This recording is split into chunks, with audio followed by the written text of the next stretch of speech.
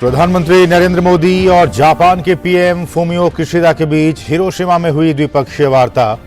दोनों नेताओं के बीच तमाम अहम मुद्दों पर हुई चर्चा।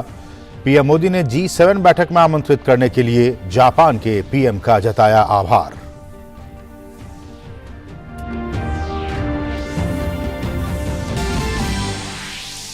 पीएम मोदी ने हिरोशिमा में महात्मा गांधी की आवक्ष प्रतिमा का किया अनावरण।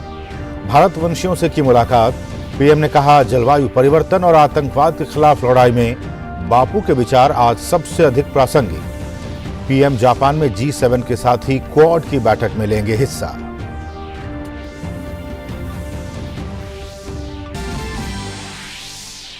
हिरोशिमा में G7 के सम्मेलन में पहले दिन रूस यूक्रेन युद्ध, जलवायु संकट और महामारी जैसी कई चुनौतियों पर हुई बात। साझा बयान में कहा, यूक्रेन के खिलाफ रूस के अवैध, अनुचित और अकारण युद्ध के खिलाफ हम हैं एक साथ। G7 के भागीदार देश के रूप में पीएम मोदी भी 3 औपचारिक सत्रों में लेंगे हिस्सा। उपराष्ट्रपति जगदीप धनखड़ आज चंडीगढ़ के दौरे पर रहेंगे। पंजाब विश्वविद्यालय के 70वें दीक्षांत समारोह में मुख्य अतिथि के तौर पर होंगे शामिल।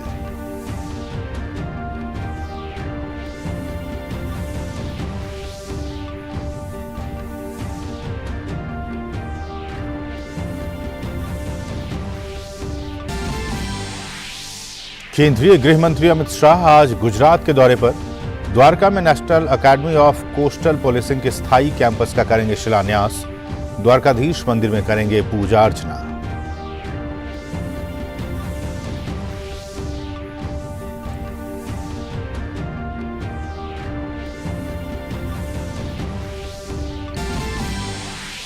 कर्नाटक में वरिष्ठ नेता सिद्धारमैया आज दूसरी बार संभालेंगे मुख्यमंत्री पद की कमान। डीके शिवकुमार भी उप मुख्यमंत्री पद की लेंगे शपथ।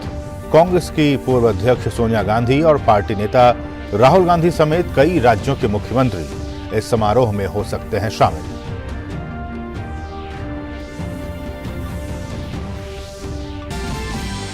और रिजर्व बैंक ने 2000 रुपए के नोट बाजार से वापस लेने का लिया फैसला। फिलहाल बाजार में मौजूद 2000 के नोट रहेंगे वैध। 23 मई से 30 सितंबर तक 2000 के नोट बैंक में जमा कर सकते हैं या फिर आप उसे बदल सकते हैं। नमस्कार, डीडी न्यूज में आप सभी का बहुत बहुत स्वागत है। मैं हूं असीम मिश्रा। हिरोशिमा में आज भारत और जापान के बीच द्विपक्षीय वार्ता हुई। जापान के प्रधानमंत्री फूमियो किशिदा ने पीएम मोदी का स्वागत किया। दोनों देशों के बीच तमाम अहम मुद्दों पर चर्चा हुई। अपने प्रारंभिक वक्तव्य में पीएम मोदी ने G7 बैठक में आमंत्रित करने के लिए जापान के पीएम का आभार व्यक्त किया।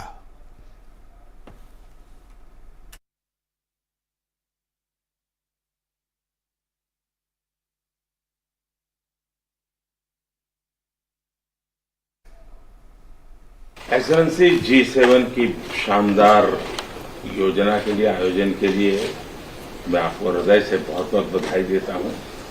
और आपने G7 समिट में भारत को निमंत्रित किया, इसके लिए भी मैं आपका बहुत बहुत आभारी हूं। आपकी भारत यात्रा आज भी भारत के लोगों के लिए बहुत यादगार रही है। और मेरे लिए बहुत खुशी की बात है कि जो बोधि वृक्ष का सैंपल आपको दिया था, जिसको आपने हिरोशिमा में लगाया, मैं समझता हूं वो जैसे जैसे वो ग्रो करेगा, भारत के और जापान के संबंधों को तो मजबूती देगा ही देगा। लेकिन मुझे पूरा विश्वास है कि ये वो वृक्ष है जो बुद्ध के विचारों का अमरत्व प्रदान करता है। और ऐसी पवित्र वस्तु को हिरोशिमा में और आपके होम टाउन में इतने गौरव से लगाना, जब भी ये भारतीय नागरिकों को ये जानकारी मिलेगी, उनके लिए वो बहुत खुशी की बात होगी। और जापान के पीएम फूमियो किशिदा के साथ द्विपक्षीय वार्ता के बाद पीएम मोदी ने हिरोशिमा में महात्मा गांधी की आवक्ष प्रतिमा का अनावरण किया। प्रधानमंत्री ने वहां उपस्थित भारतवंशियों से बातचीत भी की। लोग प्रधानमंत्री की एक झलक पाने के लिए उत्साहित दिखे। इस मौके पर प्रधानमंत्री ने कहा कि आज दुनिया के सामने जलवायु परिवर्तन और आतंकवाद सबसे बड़ी चुनौती है और ऐसे में इन संकटों से निपटने के लिए बापू के विचार आज सबसे अधिक प्रासंगिक हैं। पीएम जापान में G7 के साथ ही क्वाड की बैठक में भी हिस्सा लेंगे।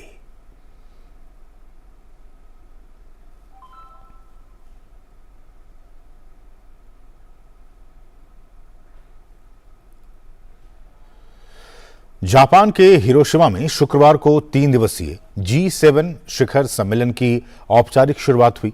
नेताओं ने एक सहकारी अंतर्राष्ट्रीय समाज विषय में प्रौद्योगिकी के तेजी से प्रसार पर चर्चा की। G7 देश के नेताओं ने यूक्रेन रूस संघर्ष पर विस्तृत चर्चा के बाद एक साझा बयान जारी किया। इसमें यूक्रेन को सुरक्षा सहायता जारी रखने और रूस पर और नकेल कसने के लिए प्रतिबद्धता जताई गई।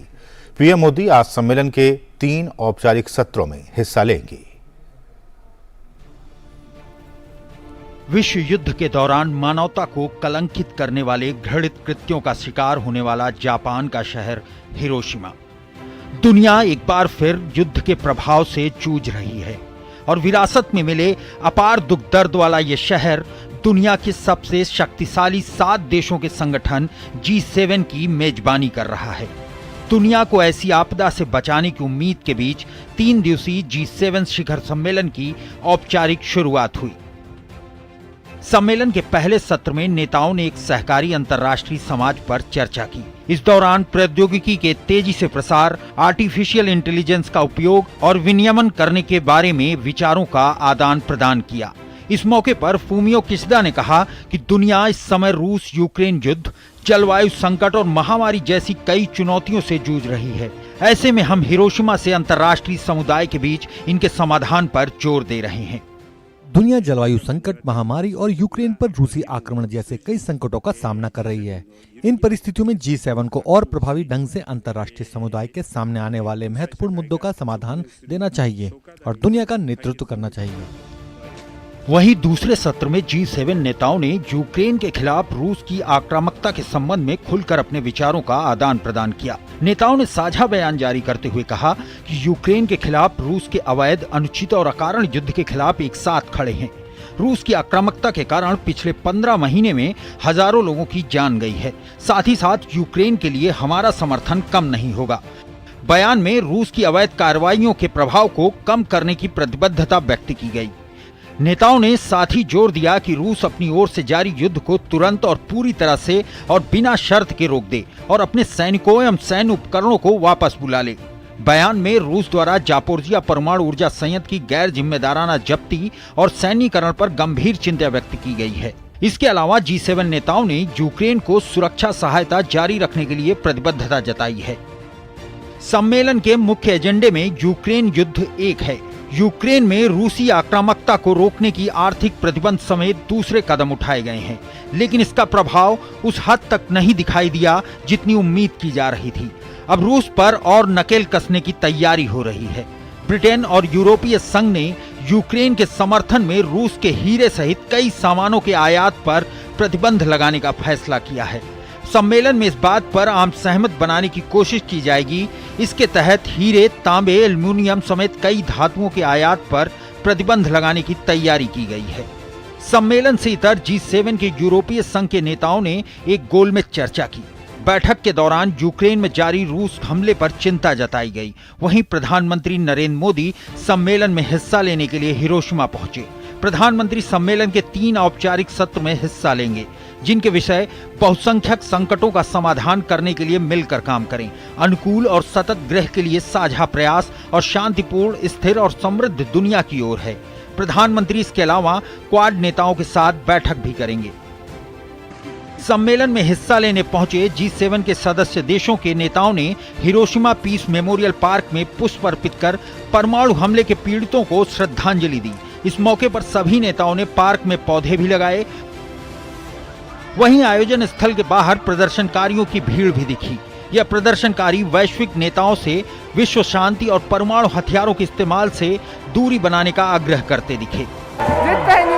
मैं युद्ध के बिल्कुल खिलाफ हूँ। मैं परमाणु हथियारों के इस्तेमाल के खिलाफ हूँ, इसलिए मैं यहाँ आई हूँ। यूक्रेन के राष्ट्रपति जेलेंस्की भी शिखर सम्मेलन में हिस्सा ले सकते हैं।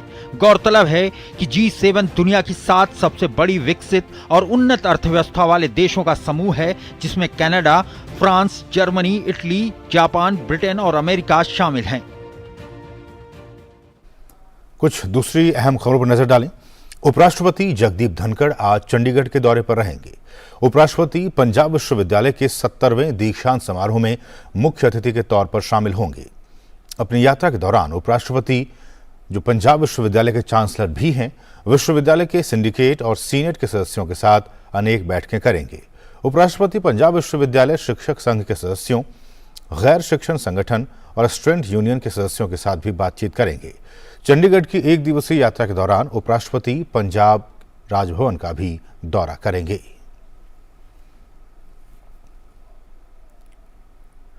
केंद्रीय गृह मंत्री अमित शाह आज गुजरात के दौरे पर रहेंगे। गांधीनगर नगर निगम के विभिन्न विकास कार्यों का वो उद्घाटन और शिलान्यास करेंगे। अमित शाह द्वारकाधीश मंदिर में पूजा अर्चना भी करेंगे। द्वारका में national academy of coastal policing के स्थायी कैंपस का वो शिलान्यास करेंगे। शाम को गांधीनगर लोकसभा क्षेत्र में खिलौना वितरण कार्यक्रम में शामिल होंगे। अपने दौरे के दौरान अमित शाह आदि शंकराचार्य सहजानंद सरस्वती से भी मुलाकात करेंगे।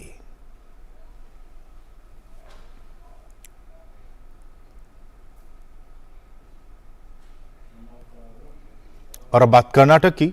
कर्नाटक में कांग्रेस विधायक दल के नेता सिद्धारमैया आज दूसरी बार राज्य के नए मुख्यमंत्री पद की शपथ लेंगे।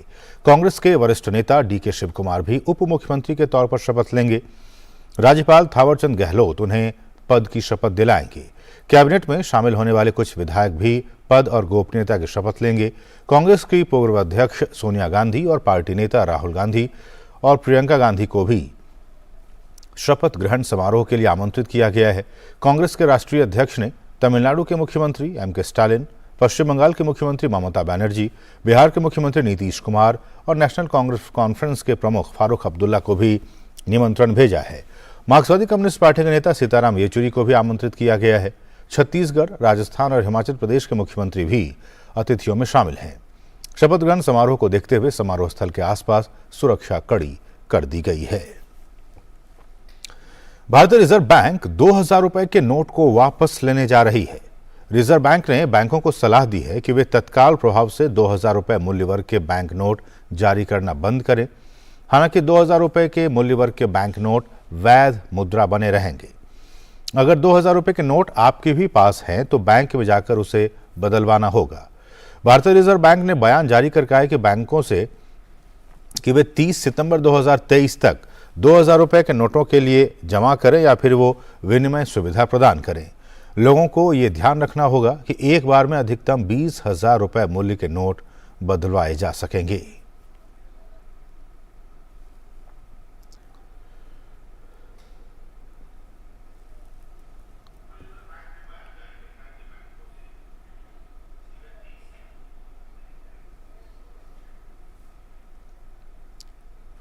और आरबीआई ने नवंबर 2016 में आरबीआई एक्ट 1934 की धारा 24(1) के तहत 2000 के नोट जारी किए थे। आरबीआई ने कहा कि 2000 रुपए के बैंक नोटों को लाने का मकसद एक बार पूरा हो जाने के बाद 2018-19 में 2000 रुपए के नोटों की छपाई बंद कर दी गई थी। उस समय तक अन्य मूल्य वर्ग के बैंक नोट पर्याप्त मात्रा में उपलब्ध हो गए थे। आरबीआई ने यह भी बताया कि मार्च 2017 से पहले 2000 रुपए मूल्य वर्ग के बैंक नोटों में से लगभग 89% जारी किए गए थे।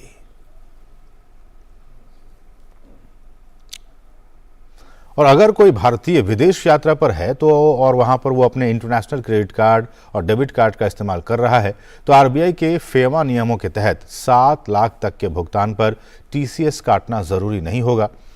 हालांकि ये शर्त मेडिकल या शिक्षा पर किए गए खर्च पर लागू नहीं है। आपको बता दें कि बजट 2023 में नए नियम के मुताबिक विदेश यात्रा पर किए गए खर्च पर 5% के बजाय 20% के टीसीएस काटना जरूरी कर दिया गया था।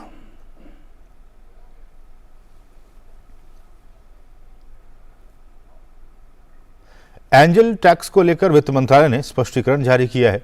बजट 2023 में एंजल टैक्स पर किए गए प्रस्ताव में सरकार ने संशोधन किया है। इसके मुताबिक एंजल टैक्स के नए नियम स्टार्टअप कंपनियों पर लागू नहीं होंगे। ऐसे सॉवरेन फंड्स जिसमें किसी देश की सरकार की 75% ज्यादा हिस्सेदारी है, उसके निवेश पर एंजल टैक्स के नियम लागू नहीं होंगे। रेगुलेटेड बैंक अथवा बीमा कंपनी के द्वारा किए गए निवेश पर भी एंजल टैक्स के नियम लागू नहीं होंगे।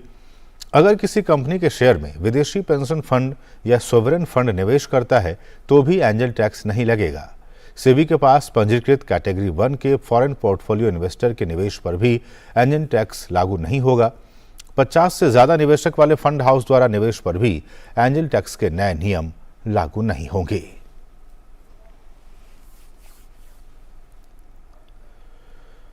सुप्रीम कोर्ट ने ज्ञानवापी मामले में सुनवाई करते हुए परिसर में पाए गए शिवलिंग के कार्बन डेटिंग समेत साइंटिफिक सर्वे को टाल दिया है। अदालत ने इलाहाबाद हाईकोर्ट के आदेश पर फिलहाल अमल नहीं करने को कहा है। सुप्रीम कोर्ट ने कहा कि इलाहाबाद हाईकोर्ट के आदेश पर विस्तार से सुनवाई की जरूरत है। यूपी सरकार की ओर से सॉलिसिटर जनरल तुषार मेहता ने भी प्रधान न्यायाधीश न्यायमूर्ति डीवाई चंद्रचूड़ की बात से सहमति जताई। साथ ही सॉलिसिटर जनरल ने कहा कि शिवलिंग को कोई नुकसान नहीं होना चाहिए। उन्होंने कहा कि राज्य सरकार भारतीय पुरातत्व संरक्षण के साथ विचार विमर्श कर शिवलिंग की आयु तय करने के लिए वैकल्पिक तरीके पर विचार करेगी। गौरतलब है कि इलाहाबाद हाईकोर्ट ने ज्ञानवापी में शिवलिंग की कार्बन डेटिंग का आदेश दिया था। इसके बाद ज्ञानवापी मस्जिद प्रबंधन समिति ने सुप्रीम कोर्ट में इस आदेश को चुनौती दी थी। सुप्रीम कोर्ट ने ज्ञानवापी मामले की सुनवाई 7 अगस्त तक के लिए टाल दी है। तब तक कार्बन डेटिंग पर रोक जारी रहेगी।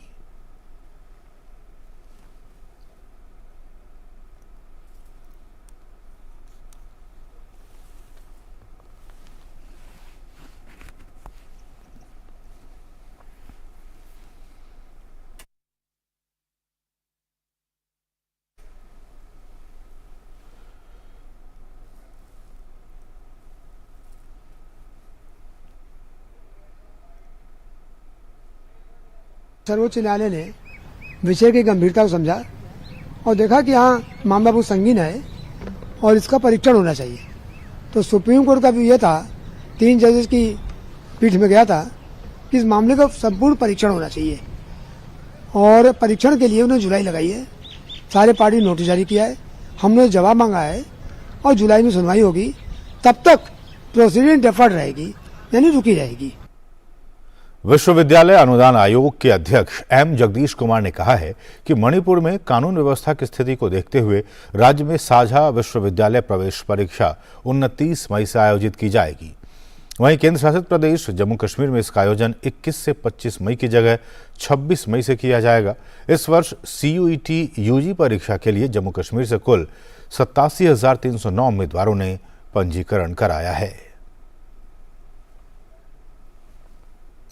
असम में नदी तट धार्मिक पर्यटन सर्किट के विकास के लिए गुवाहाटी में भारतीय अंतर्देशीय जलमार्ग प्राधिकरण, सागरमाला विकास निगम लिमिटेड, असम पर्यटन विकास निगम और अंतर्देशीय जलमार्ग परिवहन विभाग असम सरकार के बीच एक समझौता ज्ञापन पर हस्ताक्षर किए गए। असम के मुख्यमंत्री डॉक्टर हेमंत बिस्वा शर्मा और केंद्रीय पत्तन, पोत परिवहन और जलमार्ग और आयुष मंत्री सर्बानंद सोनोवाल ने इस ऐतिहासिक समारोह के साक्षी बने। केंद्रीय मंत्री सोनोवाल ने आशा जताई कि समझौते से असम में पर्यटन का विकास होगा।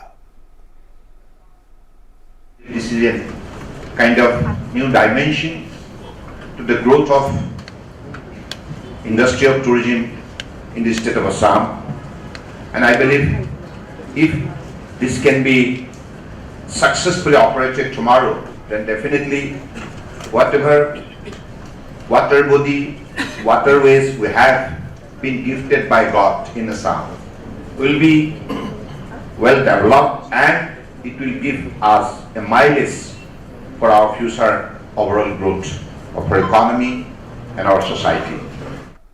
और पीएम मोदी के नेतृत्व में एक्ट ईस्ट पॉलिसी का लाभ असम को कैसे मिल रहा है, आइए देखते हैं इस खास रिपोर्ट के जरिए।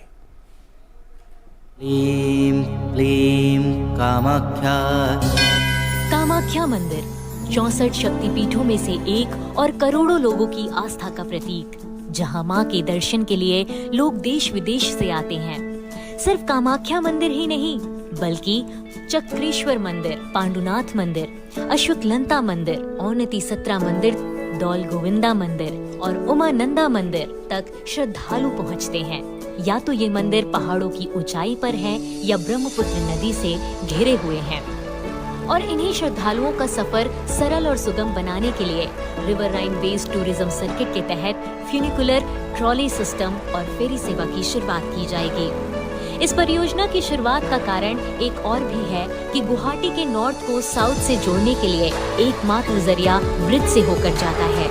जिसके कारण रूट लंबा होता है, जिससे समय सीमा बढ़ जाती है।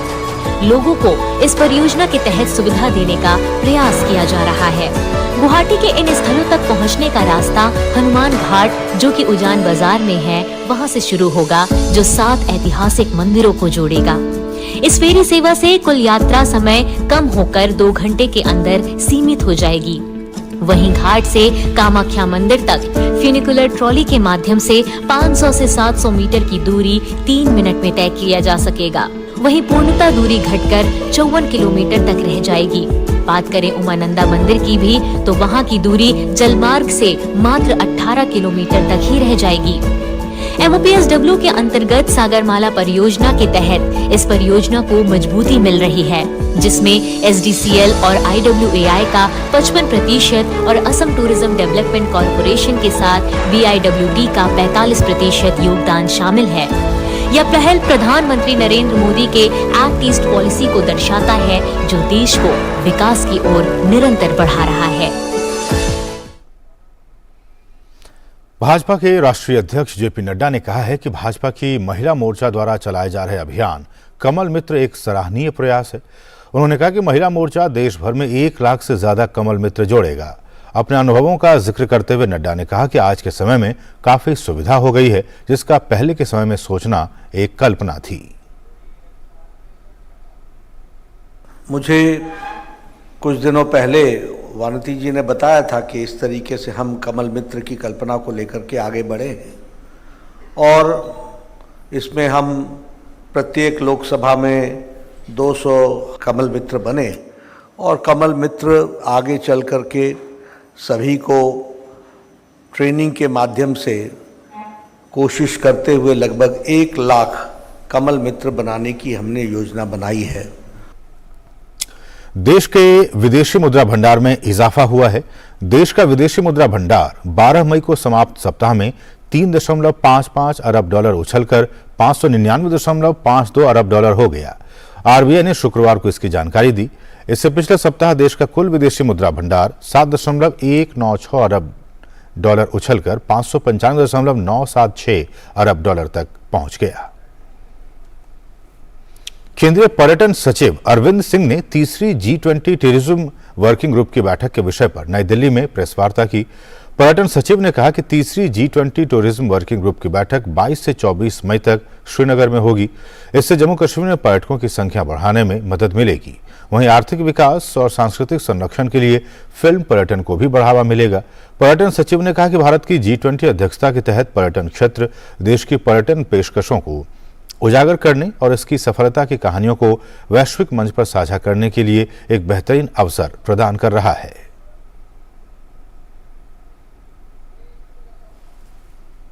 The thematic, the broad, constructive discussions will be on this. These 2 draft documents that we finalize, and they will be adopted in the 4th working group meeting, followed by the ministerial conference at Goa in June. Now, side by side, there will be side events, very important side events. The first one on the 22nd itself, when the delegation reaches Srinagar, will be on film tourism, where we will have representatives of the film industry from India and abroad. We'll have leading production houses. We'll have the G20 delegates. We'll have Indian delegates also who will participate on a discussion on film tourism and how it's in, how sharing of best practices, how other countries have adopted these practices to showcase their country. Japan के PM Fumio Kishida के साथ द्विपक्षीय वार्ता के बाद PM Modi ने Hiroshima में महात्मा गांधी की आवक्ष प्रतिमा का अनावरण किया। प्रधानमंत्री ने वहां उपस्थित भारतवंशियों से बातचीत भी की। लोग प्रधानमंत्री की एक झलक पाने के लिए उत्साहित दिखे। इस मौके पर प्रधानमंत्री ने कहा कि आज दुनिया के सामने जलवायु परिवर्तन और आतंकवाद सबसे बड़ी चुनौती है और ऐसे में इन संकटों से निपटने के लिए बापू के विचार आज सबसे अधिक प्रासंगिक हैं। पीएम जापान में G7 के साथ ही क्वाड की बैठक में भी हिस्सा लेंगे।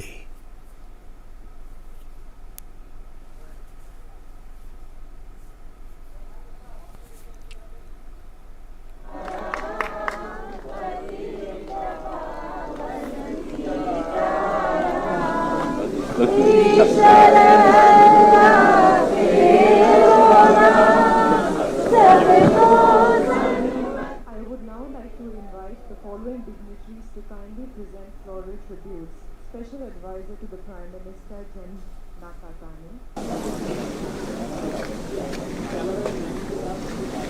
Thank you.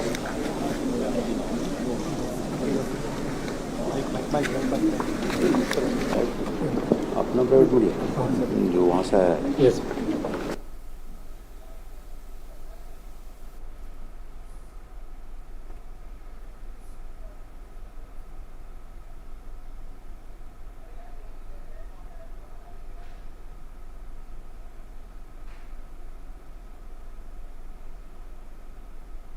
मोटू जी मैं चाय वाली हूँ। चाय वाले यहाँ पे चाय का बिजनेस करती हूँ। हिरोशिमा ये नाम सुनते ही आज भी दुनिया थरथरा उठती है, कांप जाती है।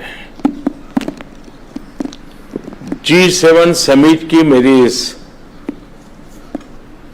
विजिट में मुझे सबसे पहले पूज्य महात्मा गांधी की प्रतिमा का अनावरण का सौभाग्य मिलना ये अपने आप में एक बहुत ही बड़ा सुयोग है। आज विश्व क्लाइमेट और आतंकवाद की लड़ाई से जूझ रहा है। पूज्य बापू के आदर्श क्लाइमेट के साथ जो लड़ाई है उसे जीतने का उत्तम से उत्तम मार्ग है। उनकी जीवन शैली प्रकृति के प्रति सम्मान, समन्वय और समर्पण का उत्तम उदाहरण रही है। उसी प्रकार से बुद्ध और गांधी की धरती जिसने विश्व को शांति का संदेश दिया, हिरोशिमा की धरती पर, और जापान जो कि भगवान बुद्ध के विचारों के है पल्लवित पोषित है, वहां पूज्य बापू की प्रतिमा अहिंसा के, करुणा के उन विचारों को आगे ले जाने में बहुत बड़ी प्रेरणा बनेंगे। मेरे लिए खुशी की बात है कि जापान के प्रधानमंत्री पिछले दिनों जब भारत आए थे तो मैंने उन्हें बौद्ध गया से लाया हुआ एक पवित्र वृक्ष का पौधा दिया था, और आज उन्होंने मुझे बताया कि उन्होंने उस बोधि वृक्ष का पौधा था वो हिरोशिमा के गार्डन में लगाया है ताकि हिरोशिमा आते ही, याद आते ही शांति के महत्व दुनिया समझ सकती है। मैं पूज्य बापू को आदरपूर्वक श्रद्धांजलि देता हूं। मैं हिरोशिमा के मेयर का, यहाँ की काउंसिल का, जापान गवर्नमेंट का हृदय से आभार व्यक्त करता हूं कि उन्होंने पूज्य बापू की प्रतिमा को यहाँ पर स्थान दिया और मुझे आज उसका लोकार्पण करने का अवसर दिया है।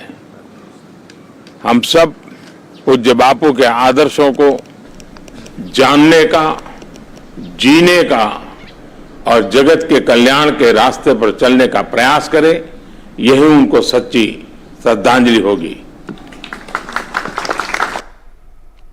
तो इसके साथ ही इस बुलेटिन में बस इतना ही। हमें दीजिए अनुमति। नमस्कार।